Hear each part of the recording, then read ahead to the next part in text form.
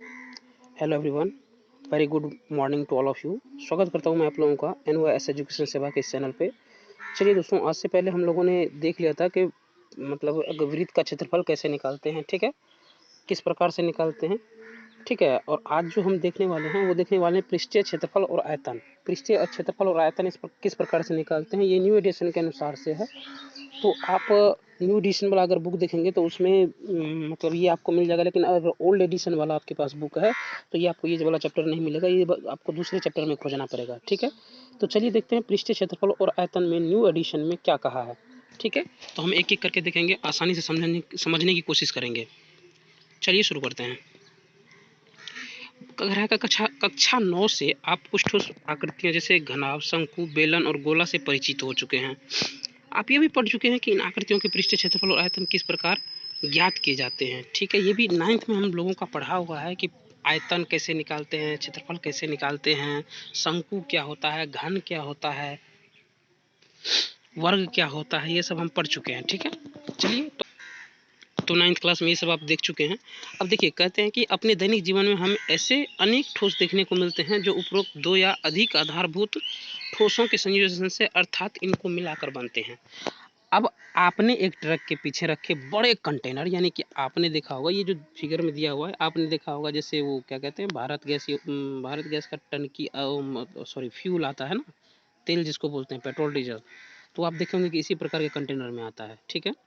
तो अवश्य ही देखा होगा जिसमें एक स्थान से दूसरे स्थान तक तेल या पानी ले जाया जाता है। क्या इसका आकार उपरोक्त चारों ठोसों में से किसी एक के आकार जैसा है?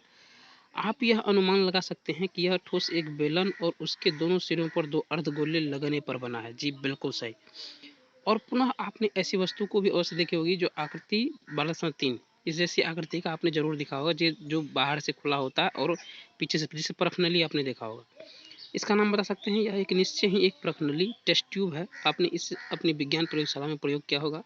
यह प्रश्नली भी एक बेलन और एक अर्धगोले से मिलकर बनी है। इस प्रकार यात्रा करते समय भी उपरोक्त ठोसों के संयोजन से बने अनेक बड़े और सुंदर भवनों अथवा स्मारकों को आपने देखा होगा। जी बिल्कुल। यदि किन्हीं कारणवश आप इन ठोसों को पृष्ठीय क्षेत्रफल या आयतन का धारिता ज्ञात करने चाहें तो आप ऐसे किस प्रकार करेंगे? चलिए, अगर ज्ञात करना चाहें तो हम किस प्रकार से ज्ञात करेंगे, इस अध्याय में हम लोग यही देखेंगे। और किस प्रकार से पृष्ठीय क्षेत्रफल निकलता है, आयतन निकलता है, वो किस प्रकार से ज्ञात किया जाता है, इसमें ये देखेंगे हम लोग, ठीक है। अब ठोस के संयोजन से पृष्ठीय क्षेत्रफल कैसे निकलता है, तो आप देख लीजिए। जैसे आप ऊपर में देखे थे कंटेनर का फोटो, तो उसमें क्या था, देखिए एक बेलनाकार था, बीच में साइड में अर्धगोला और इस साइड भी अर्धगोला। अगर पूरा मिला दीजिए तो इस प्रकार से, अलग कीजिए तो इस प्रकार से दिखता है, ठीक है। तो इस प्रकार से हमें क्या करता है, दिखता है ठोसों के संयोजन का पृष्ठीय क्षेत्रफल। आइए इस कंटेनर पर विचार करें जो हमने आकृति 12.2 में देखा था। इस प्रकार के ठोस का पृष्ठीय क्षेत्रफल हम कैसे ज्ञात करें? अब जब भी हमारे सम्मुख कोई नई समस्या आती है तो हम सर्वप्रथम यह देखने का प्रयत्न करते हैं कि क्या हमें इसे ऐसी छोटी समस्याओं में तोड़ सकते हैं जिन्हें हम पहले हल कर चुके हैं। हम देख सकते हैं कि यह ठोस एक बेलन के दोनों सिरों पर एक अर्धगोला लगाने से बना है। यह आकृति 12.4 में दिखाए गए ठोस जैसा लगेगा जबकि हम सभी टुकड़ों को एक साथ मिला लेते हैं, ठीक है। तो यदि हम नई बनी हुई वस्तुओं यदि हम नई बनी हुई वस्तुओं को देखें तो हम केवल दोनों अर्धगोलों तथा बेलन के केवल वक्र पृष्ठ दिखाई देंगे। इसलिए इस ठोस का संपूर्ण पृष्ठीय क्षेत्रफल तीनों भागों के वक्र पृष्ठीय क्षेत्रफलों के योग के बराबर होगा। इससे हमें प्राप्त होता है। अब देखिए क्या करेंगे, इस अर्धगोले का क्षेत्रफल प्लस बेलन का क्षेत्रफल अगर हम निकाल लेंगे तो इस पूरे कंटेनर का क्षेत्रफल हमको निकल जाएगा, ठीक है। तो देखते हैं कैसे निकलता है। देखिए यही चीज लिखा है, ठोस का संपूर्ण पृष्ठीय क्षेत्रफल बराबर एक अर्धगोले का वक्र पृष्ठीय क्षेत्रफल, बेलन का वक्र पृष्ठीय क्षेत्रफल प्लस दूसरे अर्धगोले का वक्र पृष्ठीय क्षेत्रफल। यही चीज हमें आप लोगों को बता रहे थे। कह रहा है कि आइए एक अन्य स्थिति पर विचार करें। मान लीजिए हम अर्धगोले और एक शंकु को जोड़कर एक खिलौना बना रहे हैं। आइए हम उन चरणों को देखें जिनका हम अनुसरण करेंगे। पहले हम एक शंकु और अर्धगोले लेंगे और फिर उनके सपाट पृष्ठों को साथ साथ लगाने का प्रयत्न करेंगे। निस्संदेह खिलौना के पृष्ठ को चिकना रखने के लिए हम शंकु के आधार की त्रिज्या अर्धगोले की त्रिज्या के बराबर लेंगे। इस खिलौने के बनाने में संबंध चरण आकृति 12.5 में दर्शाए अनुसार हैं। देखिए इस प्रकार से हम लोग लेंगे और इस प्रकार से हम लोग बनाने की कोशिश करेंगे। जैसे देखिए ये पूरा जो डिजाइन है वो इस प्रकार से है। तो हमको अगर इसको निकालना है तो ये देखिए त्रिभुज का, इस त्रिभुज का क्षेत्रफल, ठीक है, इस अर्धगोले का क्षेत्रफल निकाल लेंगे और दोनों को जोड़ देंगे तो इस प्रकार से बन जाएगा। ठीक है, अपनी प्रयत्न के फलस्वरूप हमें एक गोले आधार वाला सुंदर खिलौना प्राप्त हो जाता है। अब यदि हम जानना चाहें कि इस खिलौने के पृष्ठ पर रंग करवाने के लिए कितने पेंट की आवश्यकता होगी, तो हम क्या जानकारी होनी चाहिए कि हमें इस खिलौने के पृष्ठ क्षेत्रफल को ज्ञात करने की आवश्यकता है, जो अर्धगोले के CSA और शंकु के CSA को मिलाकर बनता है। देखिए, हम कह सकते हैं कि खिलौना का संपूर्ण पृष्ठ क्षेत्रफल अर्धगोले का CSA प्लस शंकु का CSA। ठीक है, अब कह रहा है कि उदाहरण दिया हुआ है, रसीद को जन्मदिन के उपहार के रूप में एक लट्टू मिला जिस पर रंग नहीं किया गया। वह इस पर अपने मोमिया रंगों से रंग करना चाहता है। यह लट्टू एक शंकु के आकार का है जिसके ऊपर एक अर्धगोला अध्यारोपित है। लट्टू की पूरी ऊंचाई 5 सेंटीमीटर है। इसका व्यास 3.5 सेंटीमीटर है। अब कह रहा है कि उसके द्वारा रंग किए जाने वाला क्षेत्रफल ज्ञात कीजिए। इसका क्षेत्रफल कह रहा है निकालने के लिए, तो पहले हम आपको बता चुके हैं कि पहले इसका क्षेत्रफल फिर इसका क्षेत्रफल दोनों को ऐड कर देंगे तो उसके बराबर आ जाएगा। तो यह लट्टू बिल्कुल उस वस्तु जैसा है जिसकी चर्चा हमने आकृति 12.5 में की थी। 12.5 आप देख सकते हैं, ये है 12.5 आकृति, इसमें हमने ये देखा है। ठीक है, अब इस पर रंग करना है तो वो किस प्रकार से होगा, तो हम वहाँ पर प्राप्त परिणाम को सुविधाजनक रूप से यहाँ प्रयोग कर सकते हैं। लट्टू का TSA टोटल सरफेस एरिया होता है, कंपाउंड सरफेस एरिया होता है, तो अर्धगोले का CSA प्लस शंकु का CSA, तो हाफ 4π² बराबर 2πr² हो गया। ये 2πr² हो गया किसका, लट्टू का टोटल सरफेस एरिया हो गया। ठीक है जी। अब कहते हैं, अब पाए की जगह पे 22/7, आर के जगह पे 3.5 ये हमारा दिया हुआ है। ठीक है, तो ये आ जाएगा आपको लगभग, आप अगर इसको निकालेंगे, पहले देख लेते हैं। साथ ही शंकु की ऊंचाई लट्टू की ऊंचाई माइनस अर्धगोले भाग की ऊंचाई, तो 5 माइनस 3.5 बटे, तो यानी कि 3.25। अब शंकु के तिर्यक ऊंचाई को निकालने के लिए r² प्लस h², l² बराबर होता है r² प्लस h²। एल को साइड में करेंगे तो √r² प्लस h² आ जाएगा। तो ये आपको आ जाएगा 3.5/2 का होल स्क्वायर प्लस 3.25 का होल स्क्वायर बराबर 307 मीटर। ये लगभग आएगा आपको। शंकु का पृष्ठ क्षेत्रफल क्या आ जाएगा, πrl, यानी कि 22/7 × 3.5/2 गुना 3.7। तो इस प्रकार से आ जाएगा। अब देखिए दोनों का क्षेत्रफल आ चुका है, तो दोनों के क्षेत्रफल को जोड़ देंगे तो आपको आ जाएगा 39.6 सेंटीमीटर स्क्वायर लगभग। क्षेत्रफल को आपको हम पहले ही बोले थे कि metre square, centimetre square, millimetre square, इस प्रकार से डिनोट हम लोग करते हैं। ठीक है, ये आप लोगों को अच्छे से पता होगा, ये आप लोग ध्यान दे करके पढ़ा करें। ठीक है, आप देख सकते हैं कि लट्टू का संपूर्ण पृष्ठ क्षेत्रफल अर्धगोले और शंकु के संपूर्ण पृष्ठ क्षेत्रफलों के योग के बराबर नहीं है। अब उदाहरण नंबर दूसरा देख लेते हैं। ठीक है, उदाहरण नंबर 3 भी है। ठीक है, 3 उदाहरण है हमारे पास और ये चौथा भी है। मोटा मोटी आप अगर देखें उसके बाद एक्सरसाइज का भी पूरा सॉल्यूशन देंगे आप लोगों को, आप निश्चिंत रहें।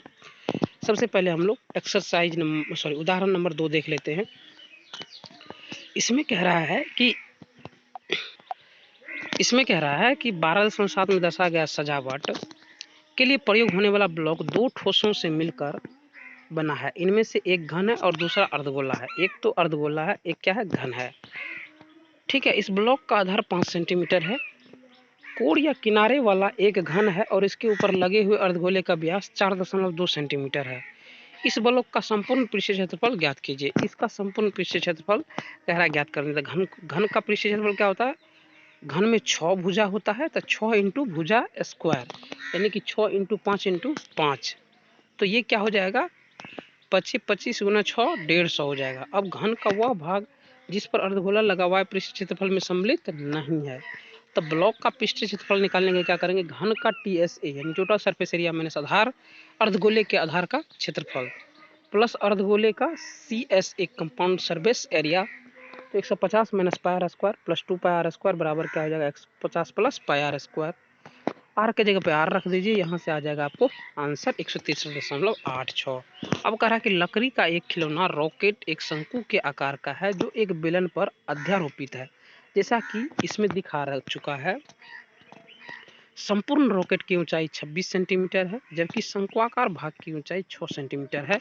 शंक्वाकार भाग के आधार का व्यास 5 सेंटीमीटर और बेलनाकार भाग के आधार का व्यास 3 सेंटीमीटर है।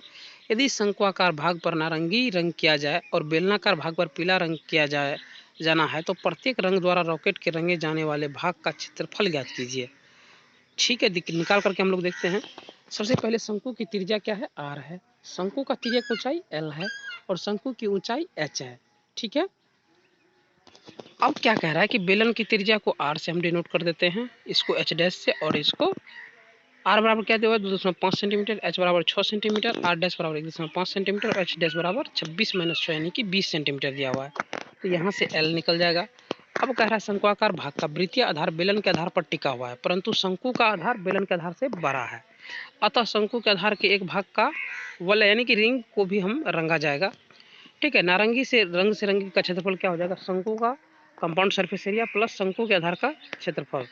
तो pi R L plus pi R square minus pi R dash square, ये निकाल लेंगे हम लोग। यहाँ से पाई कॉमन आ जाएगा, मतलब क्या बच गया, R L minus R square minus R dash का स्क्वायर प्लस आर स्क्वायर और माइनस आर डैश का स्क्वायर। तो इस प्रकार से इतना आ जाएगा 63.585। अब पीले रंग का निकाल लेते हैं, तो बेलन का कंपाउंड सरफेस एरिया प्लस बेलन के एक आधार का क्षेत्रफल, तो ये क्या आ जाएगा, ये आ जाएगा 195.465। ठीक है, तो इस प्रकार से दोनों का क्षेत्रफल आ जाएगा। उदाहरण नंबर 4 देख लेते हैं कि मयंक ने अपने बगीचे के लिए एक पक्षी स्नान घर बनाया जिसका आकार एक खोखले बेलन जैसा है, जिसके एक सिरे पर अर्धगोला बर्तन बना हुआ। देखिए बेलन की ऊंचाई 4-5 मीटर है। ऊंचाई कितना है, 4-5 मीटर, देख लीजिए सीधा दिखाया हुआ है। उसकी त्रिज्या 30 सेंटीमीटर है। इस पक्षी स्नान घर का संपूर्ण पृष्ठ क्षेत्रफल ज्ञात कीजिए। संपूर्ण पृष्ठ क्षेत्रफल निकालने के लिए हम लोग क्या करेंगे, पहले ऊंचाई को h मान लेते हैं और अर्धगोले का उभयनिष्ठ त्रिज्या क्या है, r है। ठीक है, तो अब हम देखते हैं कि पक्षी स्नान घर का संपूर्ण पृष्ठ क्षेत्रफल क्या हो जाएगा, बेलन का क्षेत्रफल प्लस अर्धगोले का क्षेत्रफल। तो ये आ जाएगा इस प्रकार से 33,000 सेंटीमीटर स्क्वायर। देखिए 2 पाई आर एच दिया हुआ प्लस 2 पाई आर स्क्वायर। 2 पाई अगर यहाँ से कॉमन भी ले लीजिएगा आप, तो 2 पाई आर आप कॉमन ले सकते हैं, तो क्या बच जाएगा h प्लस आर। तो h क्या है हमारा 145, देख लीजिए मीटर को हम लोग सेंटीमीटर में बदल लिए हैं, प्लस 30 हमारा क्या है, ये है। तो ये क्या हो गया, 33,000 सेंटीमीटर स्क्वायर हो गया। और कल मैं आप लोगों को 12.1 का यानी कि आपके नए एडिशन के अनुसार प्रश्नावली 12.1 का पूरा सॉल्यूशन दूंगा, इसलिए आप लोग आराम से पहले बनाने की कोशिश कीजिए जिस अनुसार से मैंने आप लोगों को अभी बताया है। तो उम्मीद है कि आपको समझ में आ गया होगा और आप इसमें से क्वेश्चन भी बना लेंगे। लेकिन फिर भी अगर नहीं बनता है तो आप बने रहिए हमारे साथ, आपको सॉल्यूशन पूरा मिलेगा। एग्जाम का फुल प्रिपरेशन कीजिए। बाकी स्टूडेंट्स आज के लिए इतना ही। Thank you and best of luck for your exam.